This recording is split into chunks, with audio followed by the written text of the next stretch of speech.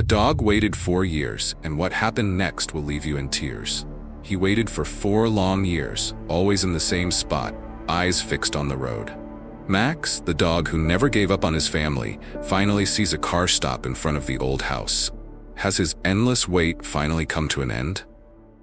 What happens next is heartbreaking. But first, make sure you're subscribed to the channel to catch more heartwarming stories like this one. The small town of Maplewood, Ohio, had a quiet, yet predictable rhythm.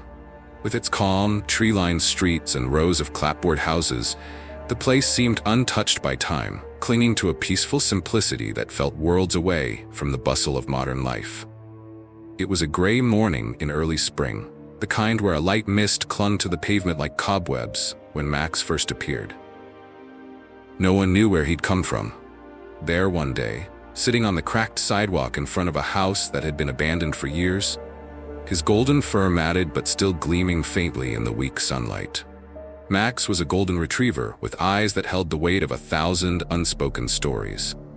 His coat, though dulled by time and weather, still carried hints of the vibrant gold it must have been in his youth. But it wasn't his appearance that struck the townspeople, it was his stillness. He sat like a statue, gaze locked on the horizon where the road curved out of sight, as if willing someone to appear. Day after day, he returned to that exact spot, ignoring rain, snow, or the occasional taunt from stray cats. The neighbors noticed him first. Old Mrs. Thompson, who lived 2 doors down, assumed he was a lost pet. She left a bowl of water and kibble on her porch, but Max never approached. He'd watch her with gentle, wary eyes, tail giving a single thump of gratitude, but he never left his post.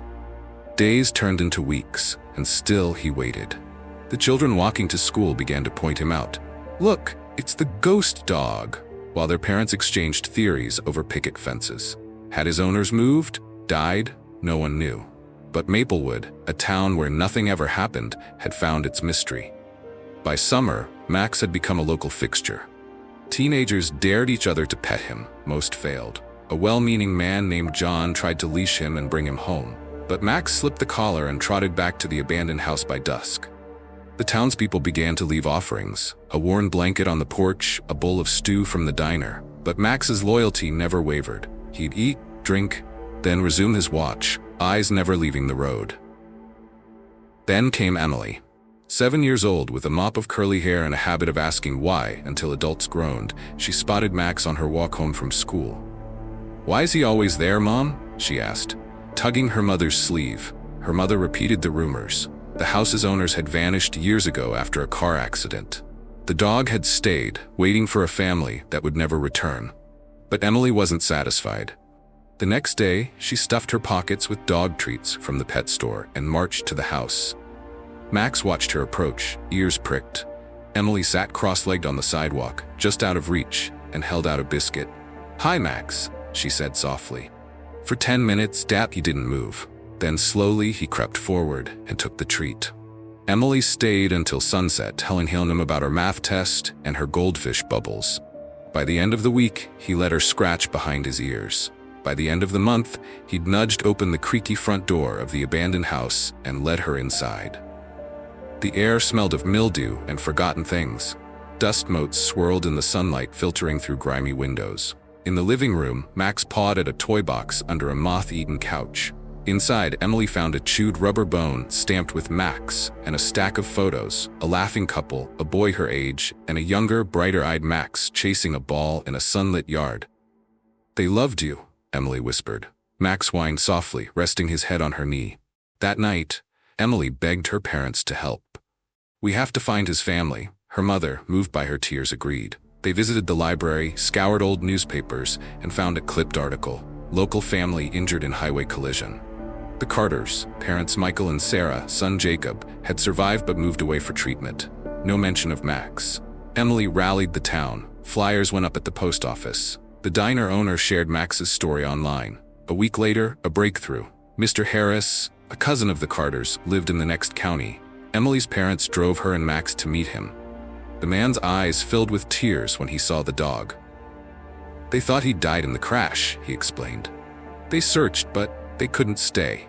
Jacob wouldn't stop crying. He gave them an address, a town 3 states away. What followed was a whirlwind. Emily wrote letters to newspapers. A local news crew filmed Max's vigil. Donations poured in for a reunion. And then, one rainy afternoon, the call came. "They're coming," Emily's mother said, voice trembling. "Tomorrow." The whole town gathered. Max paced the porch, sensing the anticipation. When the car pulled up, a woman stumbled out, hand over her mouth. "Max," she whispered. The dog froze. Then, with a howl of joy, he bounded into her arms, knocking her into the dirt. Laughter and tears mingled as the Carters smothered him in hugs. Jacob, now 12, buried his face in Max's fur. "You waited," he kept saying. "You waited." Emily hung back, tears streaming. Mrs. Carter hugged her tight. "Thank you," she choked out. "You gave him back to us." As the car pulled away, Max pressed his nose to the window, eyes on Emily until the road swallowed them. The plaque came later, bolted to the porch where Max had waited. "Here, Max taught us loyalty." Emily, now a teenager, volunteers at the animal shelter. Maplewood still tells his story. The dog who loved enough to wait, and the girl who refused to let love be forgotten. Did this story touch your heart? Smash that subscribe button and ring the bell so you never miss tales of hope, love, and second chances. Comment below. What's the most loyal act you've ever witnessed?